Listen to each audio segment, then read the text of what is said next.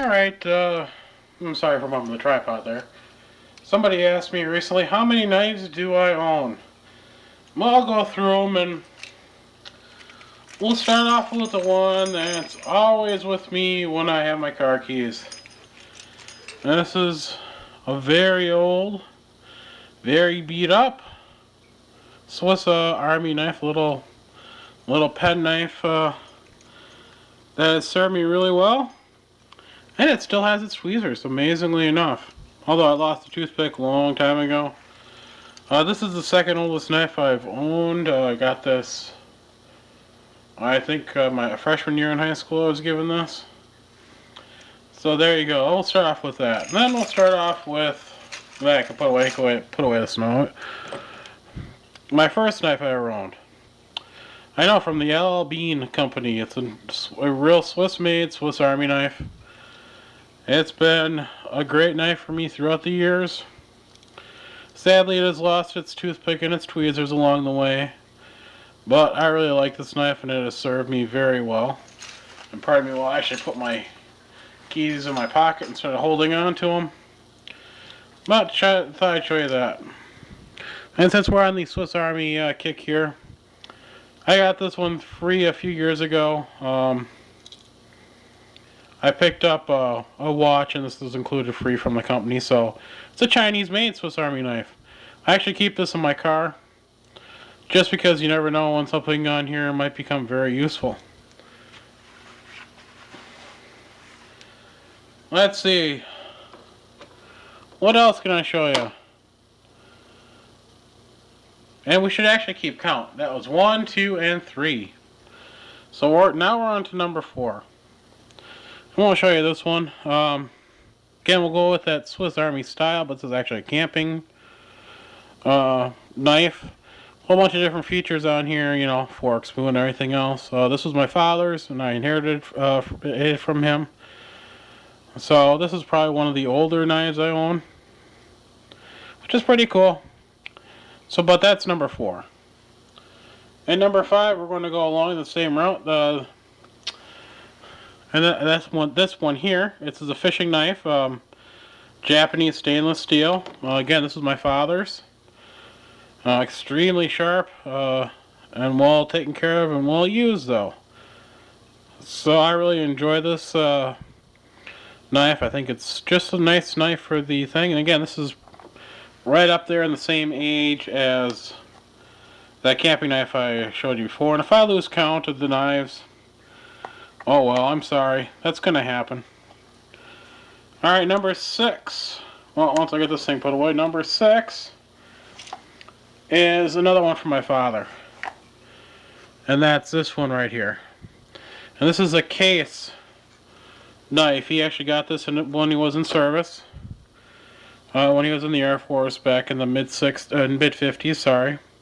My oldest knife I own. Really nice. Still great condition for its age, considering it was used a lot. You know, and sat in the drawer a lot too. Well, it's a case fixed blade knife. I don't know a whole lot of information, just to know that it's a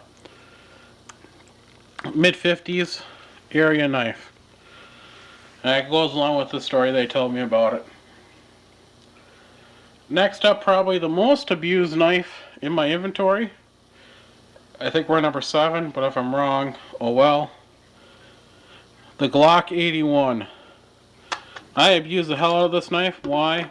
Because the Glock knife ain't can take it. So you can see it's been through the ringer. It's been stripped of the black coating because it was really weak on here. But there you go, and I did make sure and stipple the handles to get a really nice grip on this knife. But I think this is 7 or 8. I lost count already. We'll say, while counting. Yeah, I lost count. Oh well, I think that was 7. We'll go with another fixed blader here. This is another utility knife, in other words. The Cold Steel GI Tanto. Really nice blade, especially for the price. I think I paid $22 for this. Freaking awesome. I mean, it did a great job at slashing a 2-liter bottle. You can go check out that video, which was posted quite a while before you'll see this video. But hey, the GI Tanto by Cold Steel. Great utility knife. Great for multiple tasks. Next up, we'll get one more fixed blade, I think. Technically, one more fixed blade. This is just my display knife. Although it is a functional knife. Just a dagger style, medieval. I just like the looks of it. Just had to have it. Man, it's just really cool. And extremely well balanced. This, I think, is a United Cutlery as well. So, there we go. And that's said, I lost count of the numbers, so, oh well. Why not be 10, 11, 12, whatever. And although technically not a knife, I'm going to throw this in here. Just because it is an edged weapon. And this is the United Cutlery M48 Apocalypse. Again, nice tomahawk. And it's extremely nice little tomahawk for the price. I'll put that away. I won't say much more about that. Now we'll go out to the folders. We'll start off with the really El Cheapo. This is another one that goes in my car. And that's this POS. So it's a little M-Tech. It says law enforcement. I really didn't care about that. It was like $3. And again, it was a super saver thing. And I only needed to add like $2 and change and to get it for free super saving shipping. So this cost me pennies. But the reason I bought it was for the seatbelt cutter and the glass breaker. I really didn't care about the blade. So this thing cost me, I think, it was actually under $1. It ended up actually costing me out of pocket. Otherwise, I would have paid for shipping. So there you go. It is a piece of junk. Steel's not the greatest. I think it's 410. No, 440. Not the greatest stuff in the world, but hey, for emergency situations, they can stay in my car. I'm making sure I'm putting all these in the right pocket. There we go. And I'm just doing this to piss people off. Here you go. Here's another little knife. This was on my keychain before I got the little Swiss Army knife. Again, just a little cheapo. But it worked. For a long time it worked. I still have it. So there you go. Let's see. I had to try one of these. And here you go. It's Smith & Wesson Special Tactical. It really is a special tactical knife. There you go. I'm not a huge fan of it, because it dulls extremely easy. Whatever steel they use, it dulls just really easily. But hey, for the price, this thing was under $10.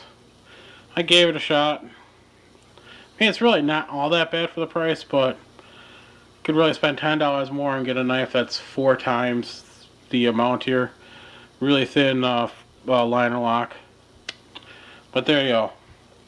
That's a Special Tactical by Smith & Wesson. Now we'll go on to some others. We'll go on some Kershaw's here. Here you go, the Kershaw Storm 2. This I got as a deal. I think it was $20 shipped from Sportsman's Guide or Cabela's, one of those two. And made in the USA. I'm pretty sure you can read that. So I picked that up because it was such a great deal for a made in the USA knife. A nice steel. I can't remember what the steel is off the top of my head. But I just really like this. So, you know, it's a Ken Onion design too. So it's really comfortable to grip and hold. We'll go to another Kershaw here. I'm sure you guys have all seen the videos on this. If you haven't, go watch them. So I got reviews on all these knives. Here you go. This is a Kershaw Asset.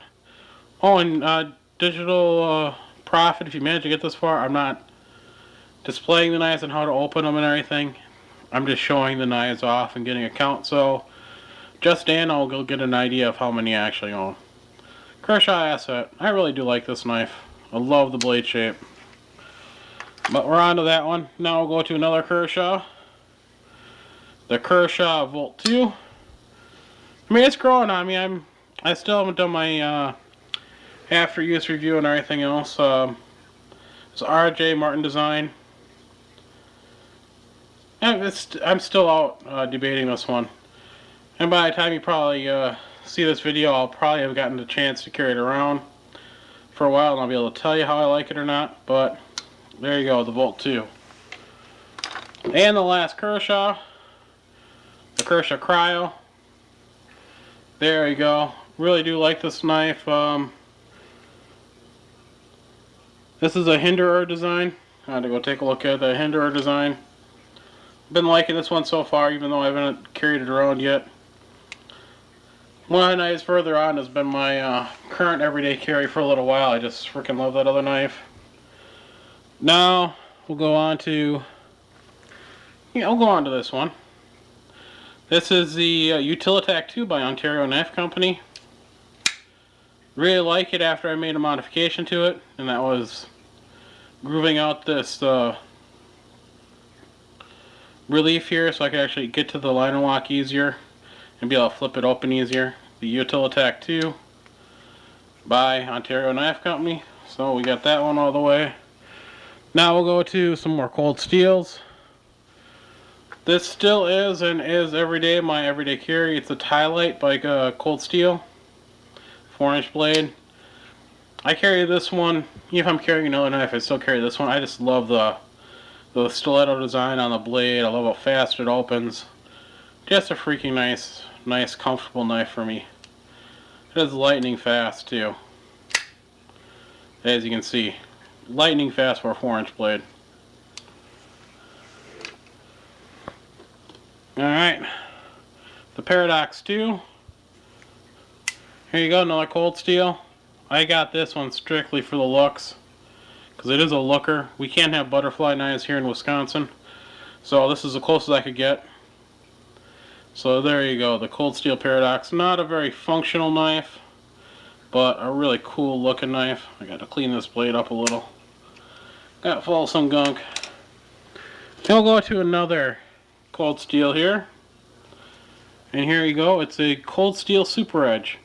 This knife is freaking amazing. You can wear this out. You can have this on your keychain or wear it around your neck. This is a freaking amazing little knife. I am extremely impressed with this knife. It has gone far and above my expectations for a knife this size. Just really cool. And I wear this around my neck every day. Hey, why not? It's so small. You can use it as a last ditch if you needed to. Now we're going on to knives that scare me the most. Well, not this one in particular. Buck Bantam. Just got this actually today, so I'm filming this. You'll see this video well after this comes out, I think, or very close to after this comes out. But it's a Buck Bantam.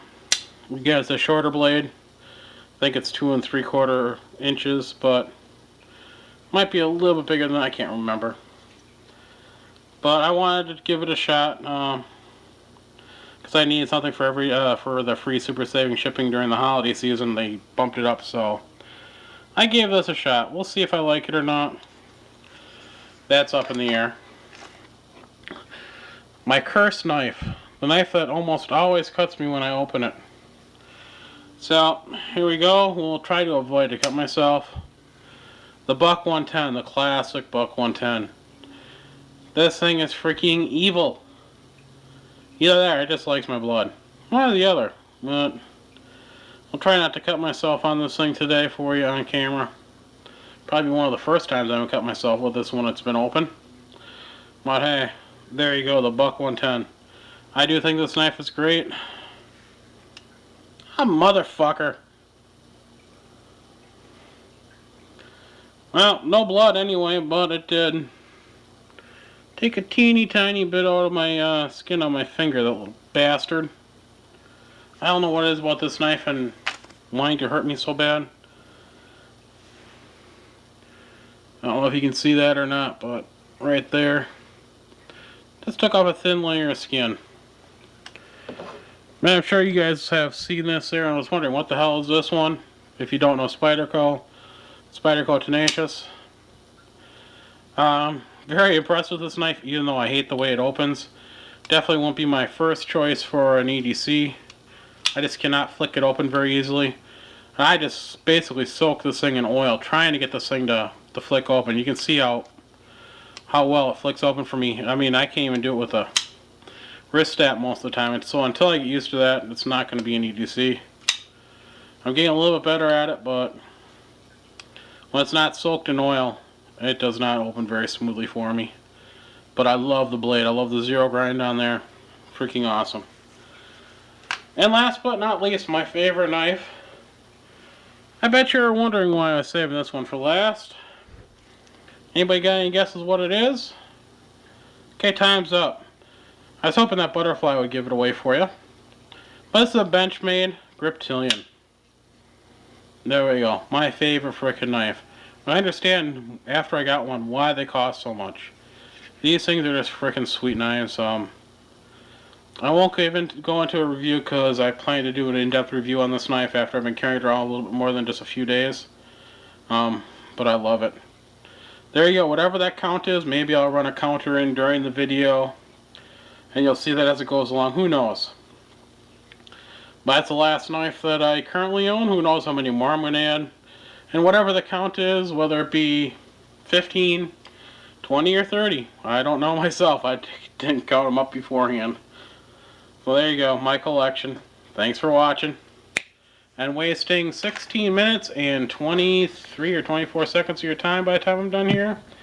Actually, we'll make it 16:30 exactly. I'll have to roll this in somewhere during the video, but here you go. I forgot one thing. Although technically it is a knife, it isn't a knife either. But it's cold steel karambit. This is the glass enforced nylon. This thing is wicked though. I would not want to get struck with this thing, but I use it as a letter opener actually. I wanted to include that somewhere, maybe at the end after the credits, who knows. So wherever this ends up, there's one more for you. Thanks.